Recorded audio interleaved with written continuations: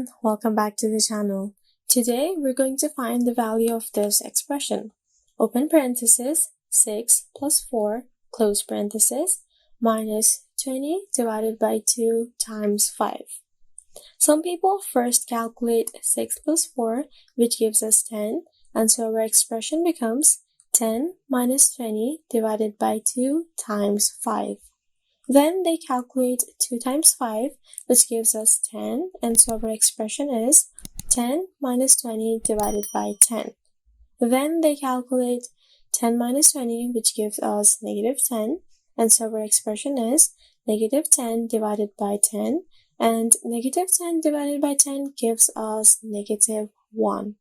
But this is not the correct answer, because we did not follow one of the most important rules in mathematics called the order of operations. The order of operations tells us that when a mathematical expression includes several different operations such as addition, subtraction, multiplication, division, exponents, radicals, and parentheses, the operations must be performed in a specific order to reach the correct answer. The order of operations is known by the acronym called PEMDAS. In PEMDAS, P stands for parentheses, E stands for exponents, M stands for multiplication, D stands for division, A stands for addition, and S stands for subtraction. According to PEMDAS, in any mathematical expression, we first solve the operations inside the parentheses. Then we solve exponents, then multiplication and division, and at last addition and subtraction. Remember that multiplication and division have equal priority.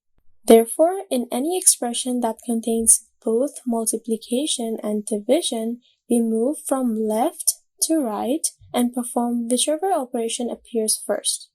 The same rule applies to addition and subtraction, so we solve them from left to right. To better understand the order of operations, let us solve a good example. But before solving it, please like the video and subscribe to the channel. What is the value of this expression? 2 squared minus open parenthesis 6 minus 4 close parenthesis divided by 2 plus 5 times 2. According to PEMDAS, we first solve the operations inside the parentheses. 6 minus 4 gives us 2.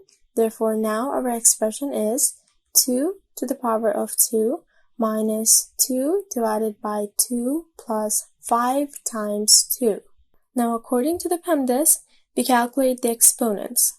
2 to the power of 2 gives us 4, and so our expression is 4 minus 2 divided by 2 plus 5 times 2. Now this expression contains both multiplication and division as well as addition and subtraction.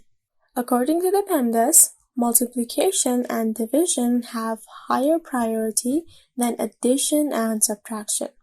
Since multiplication and division have equal priority, we move from left to right and perform whichever operation we reach first. Moving from left to right, we first encounter division.